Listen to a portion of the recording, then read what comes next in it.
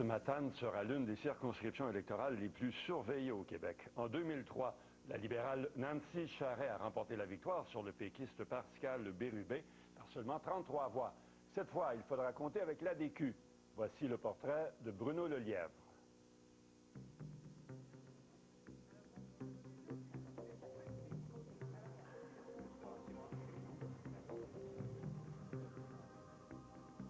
Nous sommes dans la circonscription de Matane.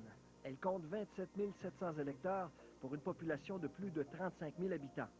Matane est une circonscription bicéphale, avec un pôle à l'ouest, la ville de Matane, située au Bas-Saint-Laurent, et à l'est, Sainte-Anne-des-Monts, en Gaspésie. Bonjour, Mme Bélanger, c'est un plaisir de vous rencontrer. C'est la libérale Nancy Charest qui a été élue en 2003 avec une majorité de 33 voix seulement sur son opposant du Parti québécois, Pascal Bérubé. Et la lutte risque d'être chaude encore une fois cette année. C'est ici là, où tout le monde s'affaire à m'aider, puis ils sont tous des bons bénévoles, donc ça me donne l'occasion de pouvoir les remercier. Au quartier général des libéraux, la députée Charest nous dit qu'elle mise sur ses réalisations pour convaincre l'électorat de cette circonscription. La santé et l'éducation font partie de ses priorités.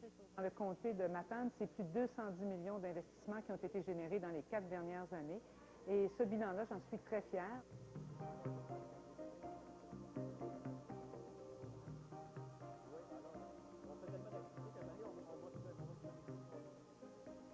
Par 33 votes sur 18 000, le comté le plus serré au Québec. Puis là, on revient, puis je pense qu'on va gagner. Là. Pascal Bérubé est bien décidé à reconquérir la circonscription. Le jeune péquiste de 32 ans fait de l'éducation une priorité. Et il promet, s'il est élu, de remettre de l'ordre dans le développement éolien. Dès qu'il en a l'occasion, il tire à boulet rouge sur le chef du Parti libéral. Mais le choix, c'est un choix de gouvernement. Et ce qu'on va se dire, est-ce qu'on veut continuer avec Jean Charest, oui ou non? Et je pense que dans Matane, ça commence à être très clair que c'est non. On a des gens qui ont envie d'une victoire dans Matane. Puis ça paraît sur le terrain, puis ça paraît dans leur enthousiasme aussi. Puis Matane, c'est un comté nationaliste.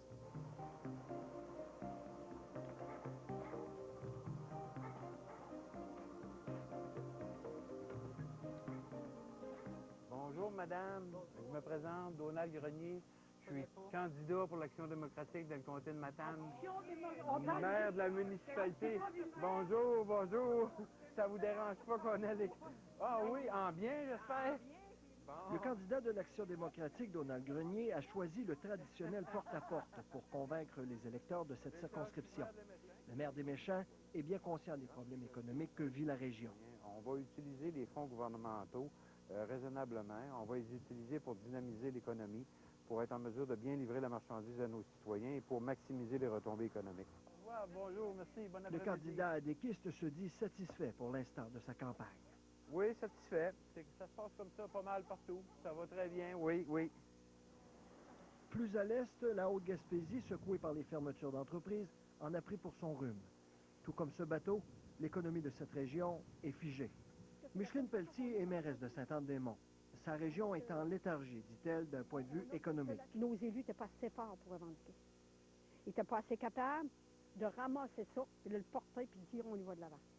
On n'entend que des grands points de vue, des points de vue larges, qui s'adressent autant à Montréal qu'à Hull, mais qui ne s'adressent certainement pas à une région comme la Haute-Gaspésie. Et qui ne reflètent pas la problématique qui se vit, ni la manière dont on doit prendre une chose dans une région comme la nôtre. Le 26 mars prochain, le ou la candidate choisie ne manquera pas de travail dans cette circonscription.